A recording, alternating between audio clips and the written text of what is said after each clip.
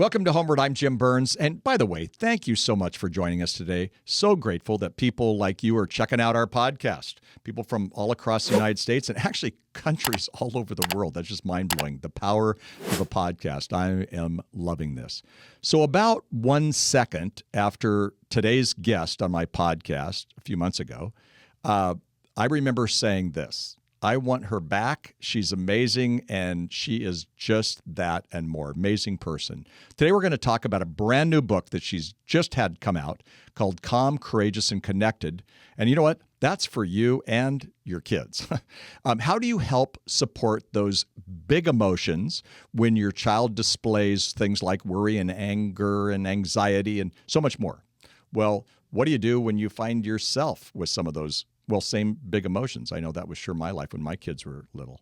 My guest today is rapidly becoming one of my faves. Her name is Dr. Chinwé Williams. Chinwé is a trauma therapist, best-selling author, and a speaker.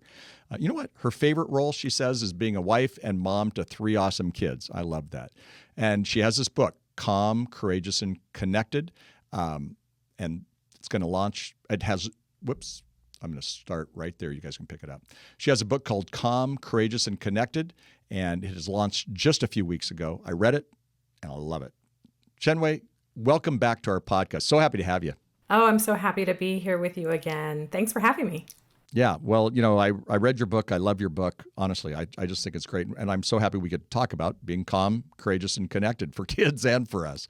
There's loads of people who want that for themselves and for their kids.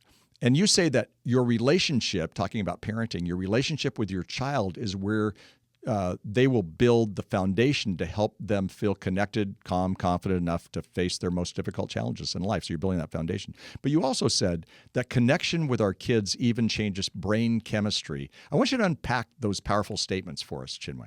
Absolutely. So I just want to maybe set up a little bit of context to this, Jim. And I know you get this as well. So as I travel across the country, getting to talk to parents and grandparents and leaders, one of the most common questions I get is, when something scary is happening, either in the macro world or in our home, so for example, the wildfires that occurred not too long ago in California, right. the floods, the hurricanes that happen on the East Coast, and also, hey, by the way, we're going to be separating or we're going through a divorce. How do I tell my kids this? So I get these questions, and how do I protect them? So emphatically, over and over again, my response is very simple. And I think, parents are surprised by this.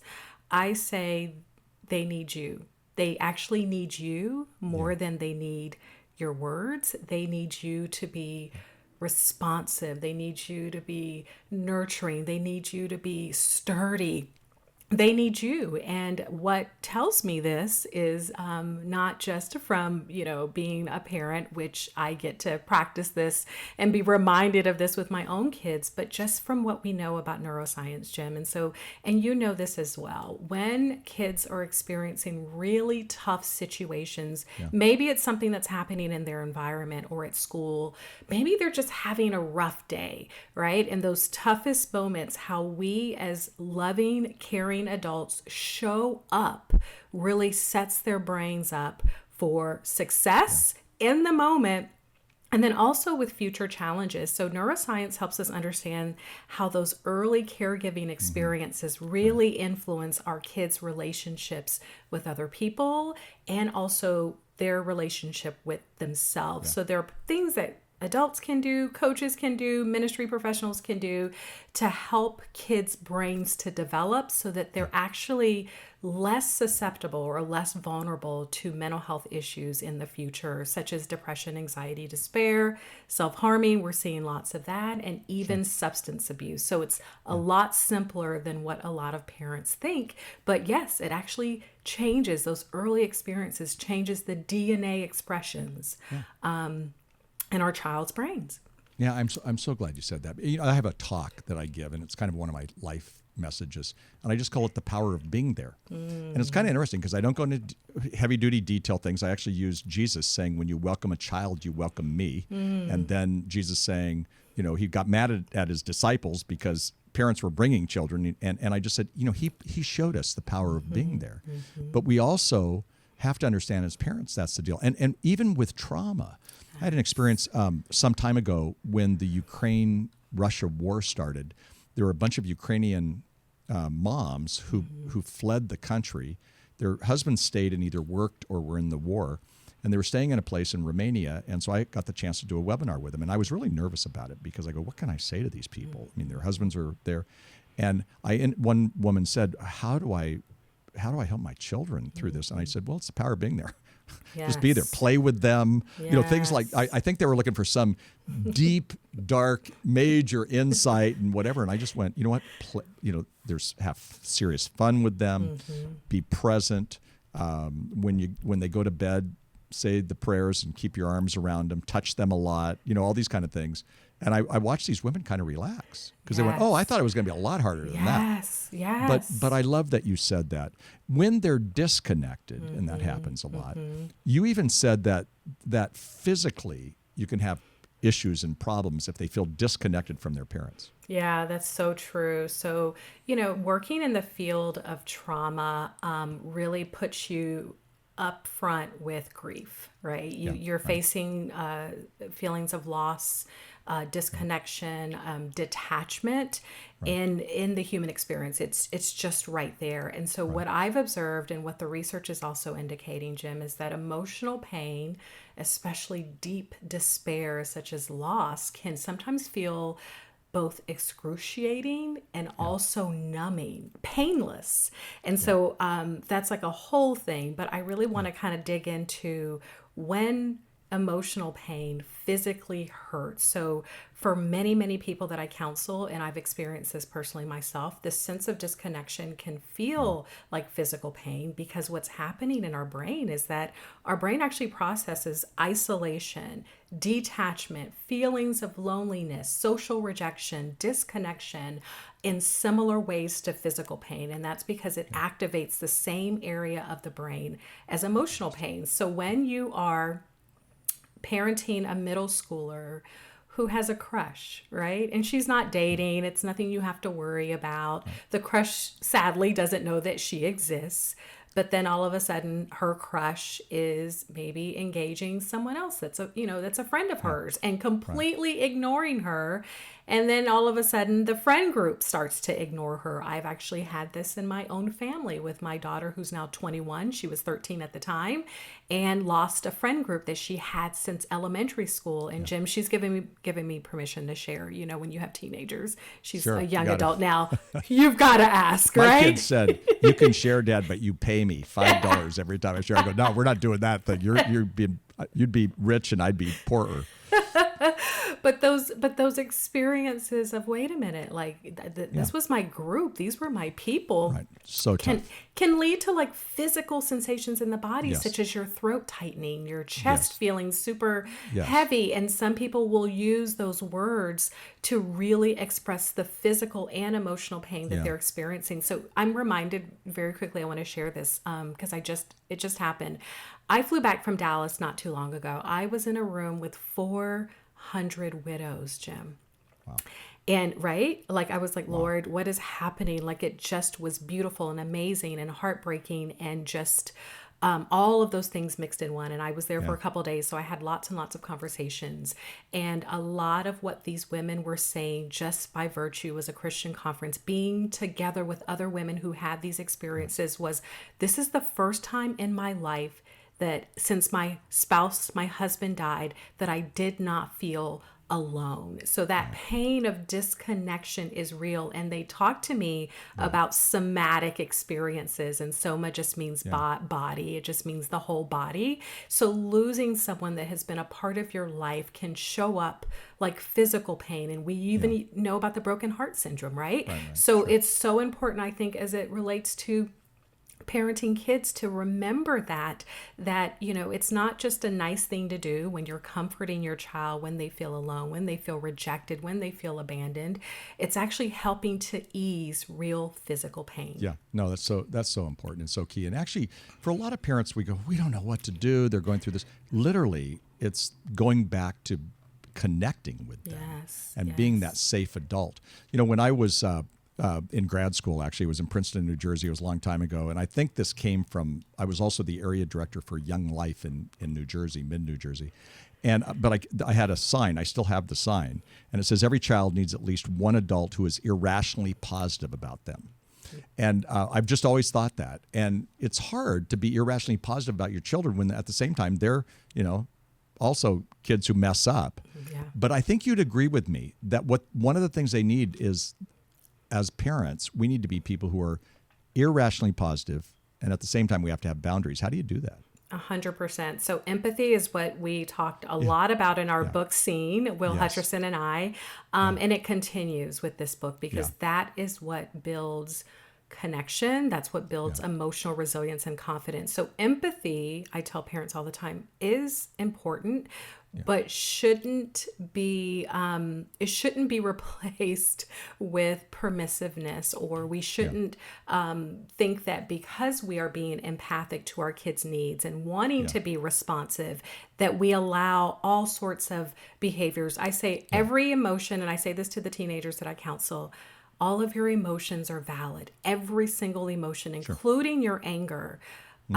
There's a place for that. All emotions are welcome, but all behaviors are not. Some behaviors are going to get you locked up.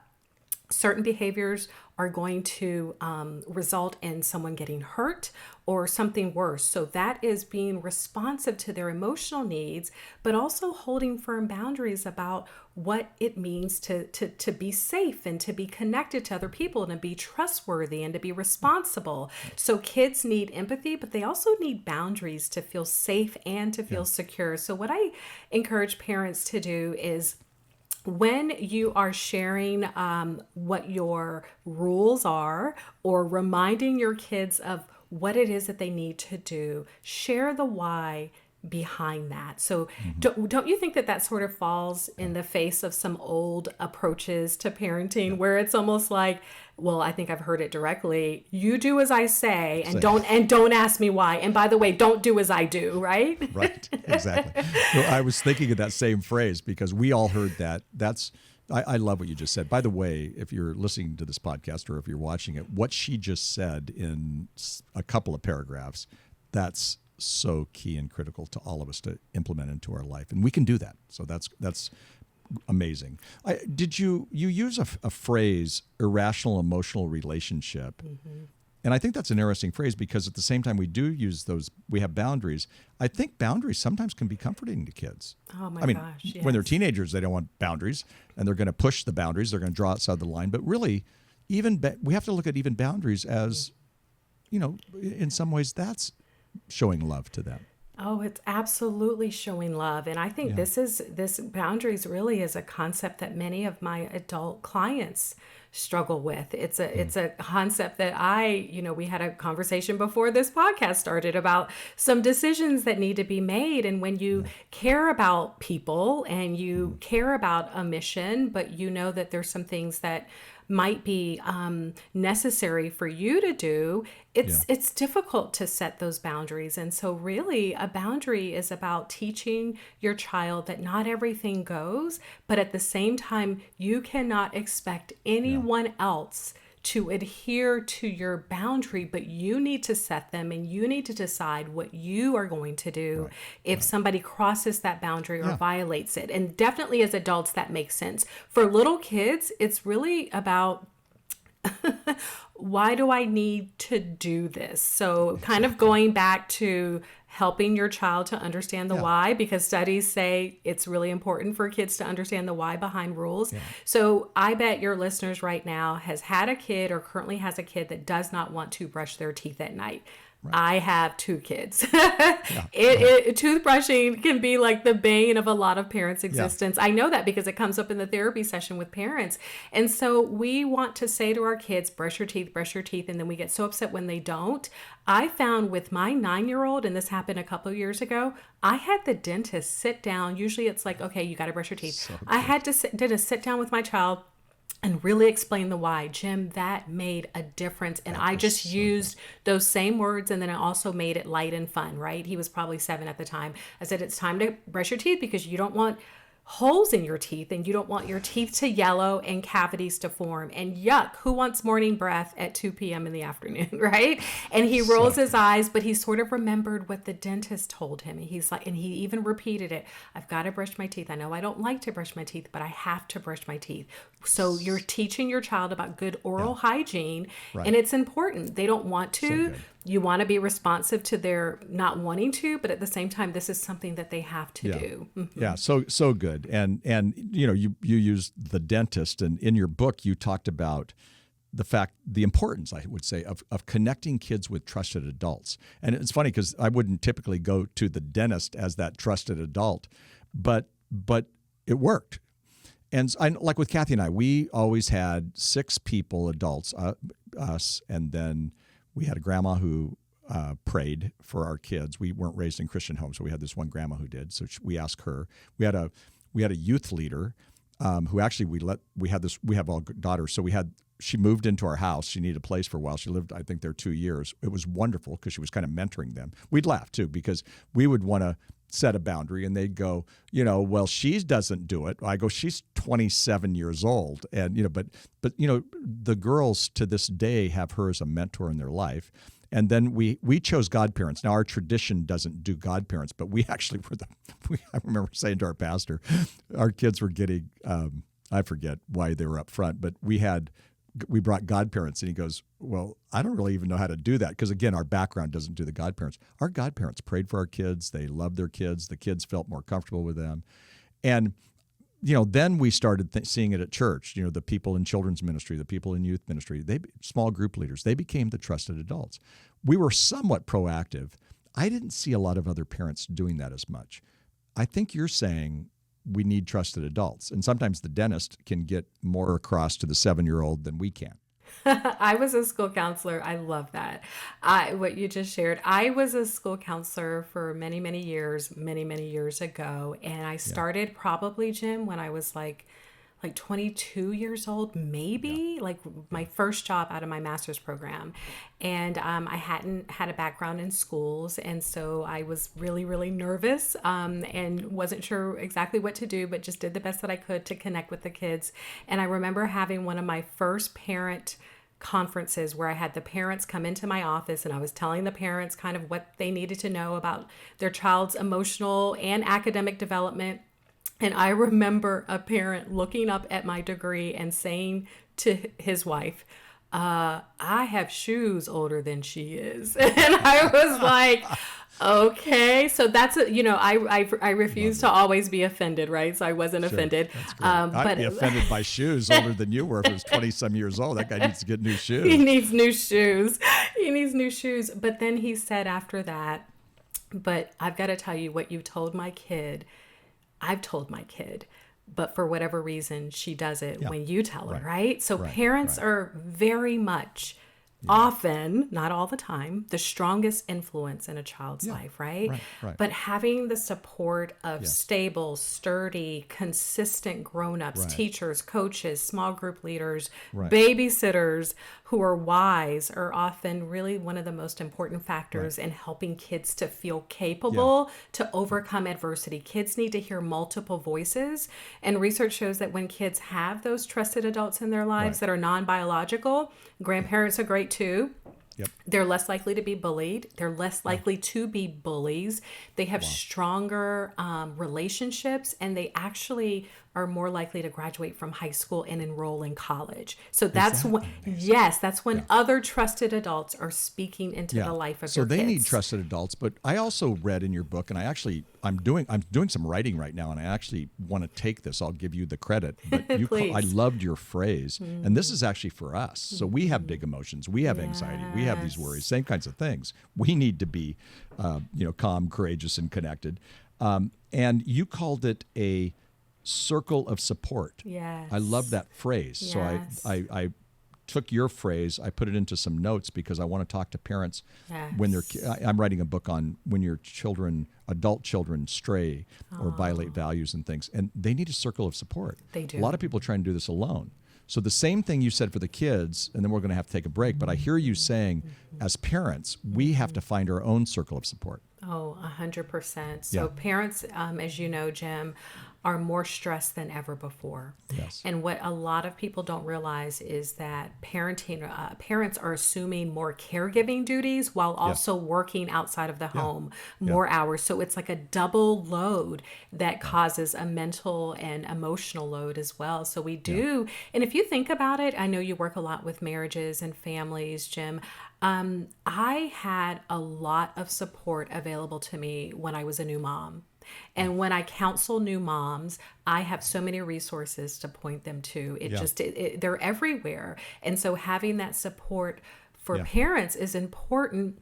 Right. Across the spectrum of whatever phase and age of development your child is in, it makes a strong support system makes all the difference in the world in helping a parent to be able to cope with the ups and downs of life, what's happening academically, what's happening in the world. It helps parents with better coping skills and outlook. And there's also research that really speaks to having a strong support system, increasing your life expectancy. So I tell families all the time, family members that serve as your support system, that's wonderful, but we know that friendships can be a little less complicated than family relationships. So investing in friendships and other relationships, either at your church, other faith-based organizations, and I even find Facebook, the online community, being a wonderful resource for a lot of the parents that I counsel. For a lot of people. That's where they can start.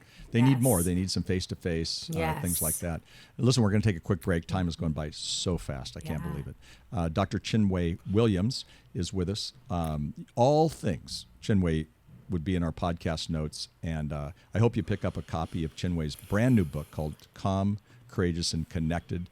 And actually, Elijah, we don't have a copy of the book because it's not out as we talk, but it's just coming out. So we're going to put up on our YouTube channel, we're going to put up a copy of the cover of the book, and you'll get to see that. And by the way, as she was talking about you as an adult needing support, I was speaking yesterday to a bunch of women, young women who had young kids. And I talked to a woman. I said, what brought you here, meaning to this group? It's called Nurture, at a big church called Rock Harbor here in Southern California. And she said, I came because I was looking for content, but I'm staying because of community. She goes, I just didn't have a lot of community. I felt really lonely with my little kids. I was tired of just changing diapers and doing all this. She's still changing some diapers, but at least she has a community around it. She had a table, she had a mentor mom, and that's the kind of things you can do. And I really urge you to find a place, and you can find a place in a church. Almost every church has something for, especially if you're a young mom, young dad, there's places for you. So go find that, get the community. Listen, we're going to come right back. We won't be long on this break. We'll be right back. More to come. We're going to talk to Chinwé as we come back about helping our kids connect with God. We've been talking about connection, but how do they connect with God? So we'll be right back.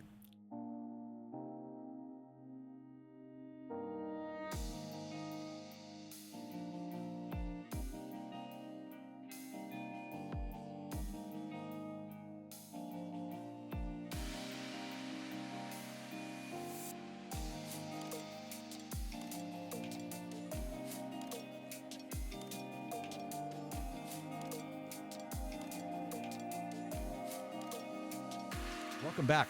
I am so happy that you have joined us, and I'm so happy that Chinwé Williams has joined us, Dr. Chinwé Williams. She just has so much insight. Her book is called Calm, Courageous, and Connected.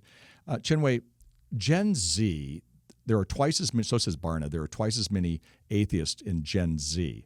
So with a younger generation of kids, they're struggling with their relationship with God. We have good news, we have bad news, there's parallel tracks, there's all kinds of things. It depends on the hour and the day, what we could say. But parents are the most important influence.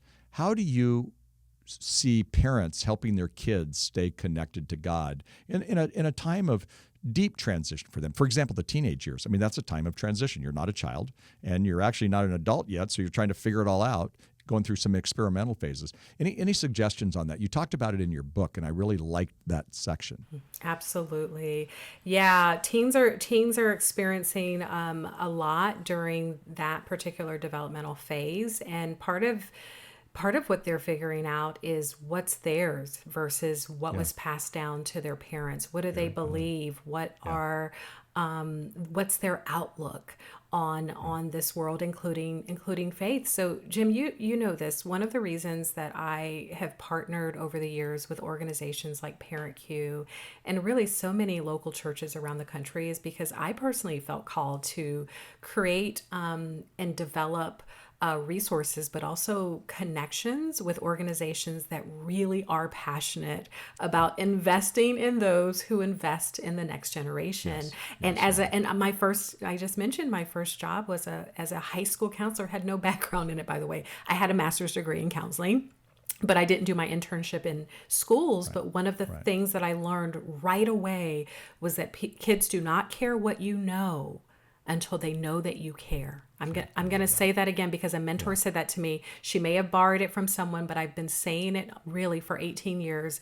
Kids do not care what you know until they know that you care, which really speaks to authenticity, showing up, not having the perfect words. And I thought I had to talk about all of my psychological change strategies and theories. My high schoolers didn't care about that.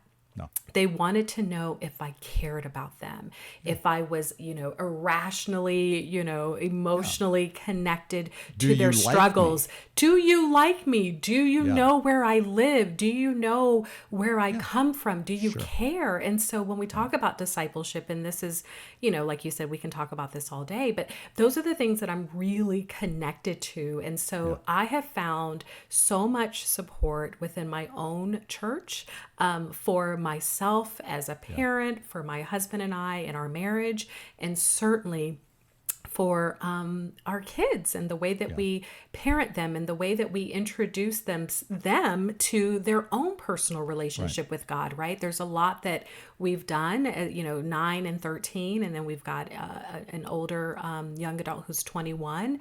I think it doesn't need to be in your face and overly sort of, prescriptive or intrusive. Just allowing, I'll be doing a devotional, and now there's so many great ones on YouVersion. My kids will crawl into bed with me, even at 9 and 13. What are you doing, Mom? What are you listening to? And Jim, over the years, they'll just sit. And then we'll have a conversation, but they're watching me. So I'm modeling that, right? But then as kids get older, what I have found to be so fantastic is connecting to a church that has a small group. And many churches have some form of a small group process with leaders who oftentimes are volunteers. My child's, he's 9, his leader is 16 years old. And when I tell you anything Matthew says, my kid is bringing it home and telling me, oh, by the way, my son said, Matthew says that the Bible says no lying lips. And I'm like, but what does the verse say? You're talking about Matthew, the leader. Let's talk about, but that's what, kids are connecting to those who are investing in them, right? Sure. And we just have to help our kids get connected. There's great people everywhere. And by the way, there's also great resources. Chinwé mentioned Parental. Go online, look at Parental. It's a great resource. It's one of my favorite resources. The people of Parental do wonderful, crazy things. I love them. And so find some resources for you. That's one of my faves too. I want to kind of go back to some of the big emotion stuff.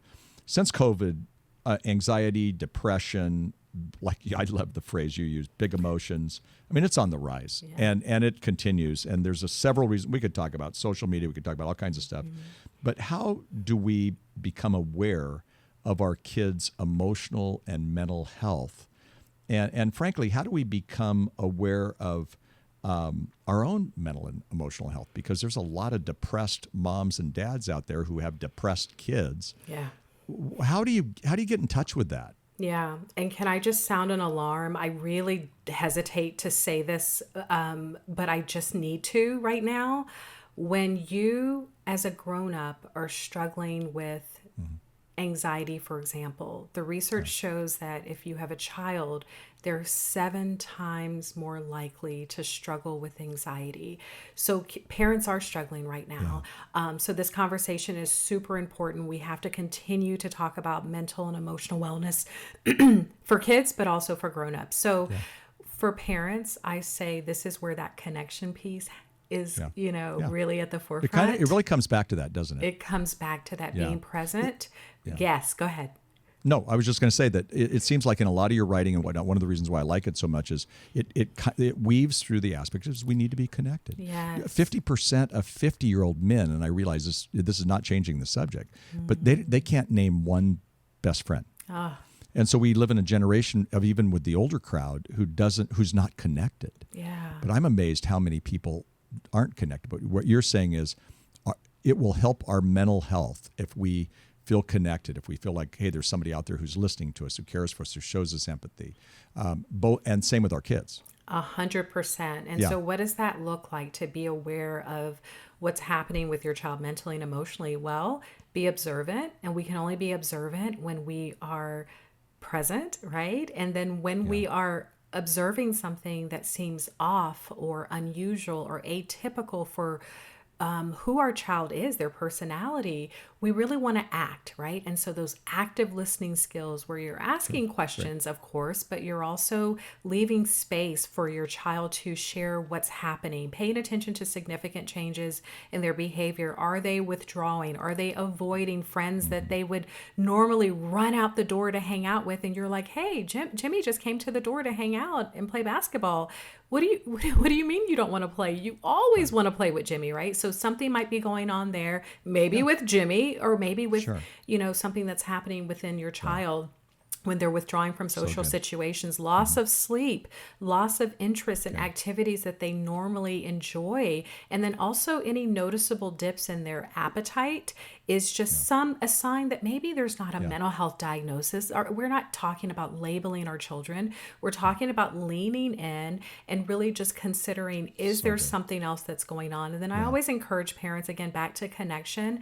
As a former school counselor, I advocate so much for, the local schools, private schools, anybody that has good teachers. Go to the teacher and say, hey, just pay extra attention to my kiddo, right? And tell me what you've noticed, because then that'll give you the information as a parent. Is this something that's showing up at home but not at school, but not at home? And then you have more information. So yes, go ahead. Yeah, that's great insight. And what you're not saying is we need to be pushy with all the teachers, but you know what? They're part of your circle of support, so get to know them. And teachers love those kids too, and they can give you insight. So parents, take that kind of advice.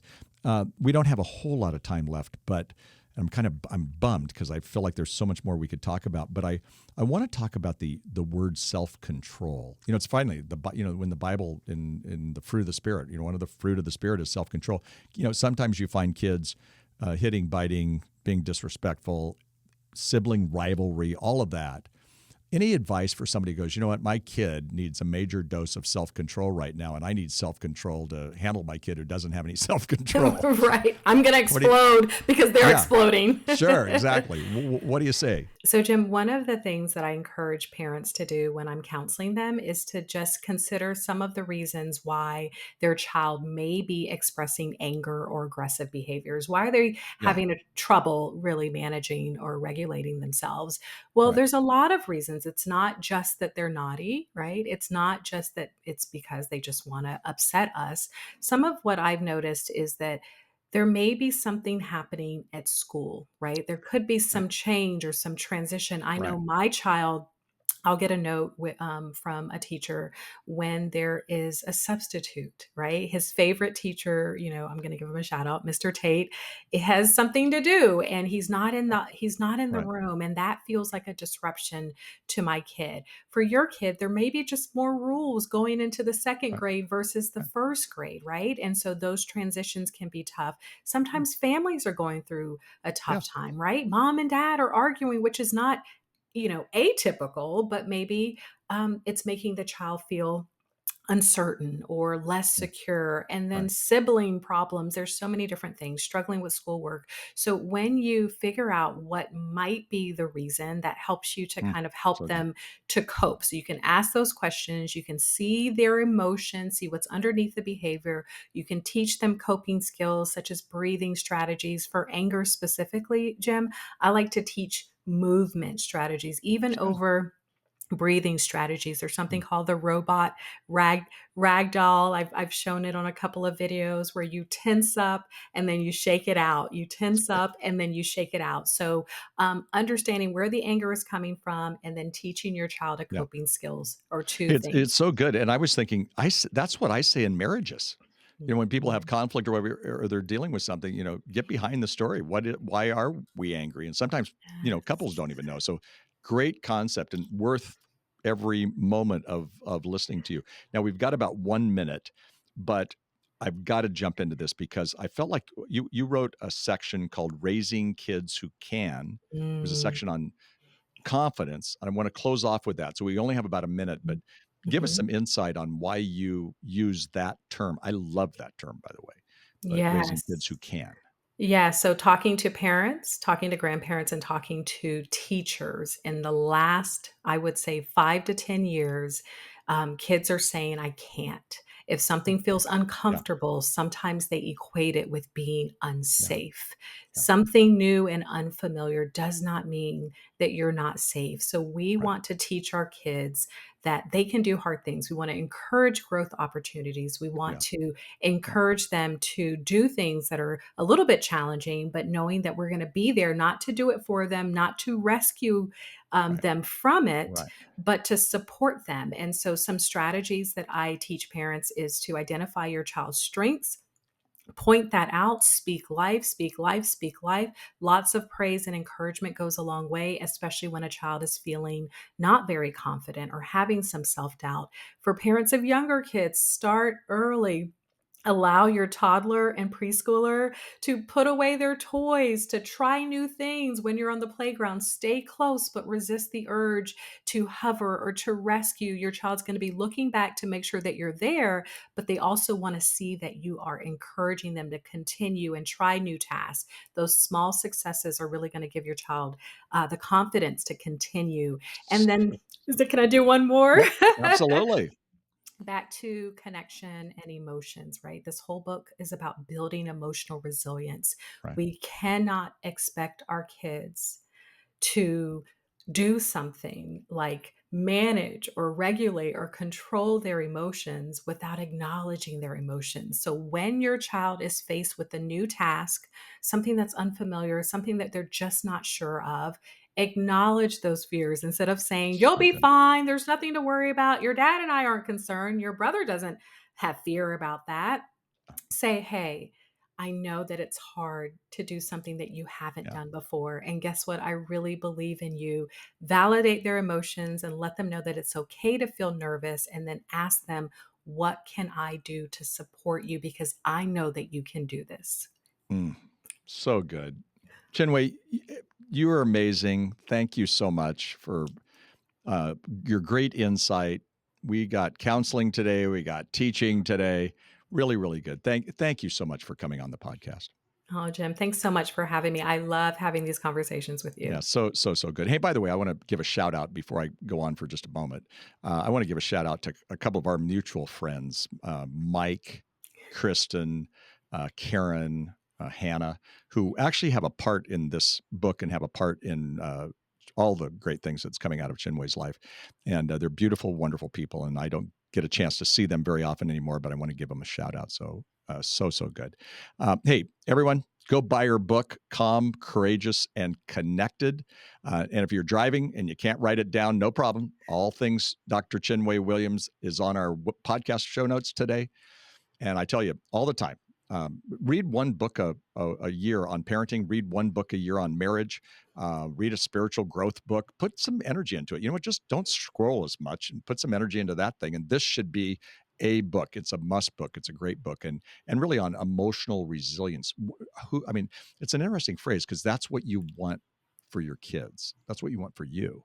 But to do it, you have to be proactive and intentional about it, right? And again, you can always go to homeword.com for wonderful resources. You can sign up for our free culture update. I was thinking about it with our conversation today. It arrives in your email box every Friday. It's free. We send out over 7 million uh, uh, email blasts for this kind of stuff. So anyway, lots of good things, seminars, courses, lots of resources at homeword.com. And don't forget to check out our sister podcast with Paige Klingenpill. It's called Embracing Your Season, Parenting the Littles and Understanding Teens. And it's just a great podcast, and Paige is wonderful. So thanks for listening. All the major podcast platforms and watching on the HomeWord YouTube channel. So grateful that people are listening or watching around the world. And until next time, I'm Jim Burns. So grateful that you stopped by. And thanks for listening to HomeWord.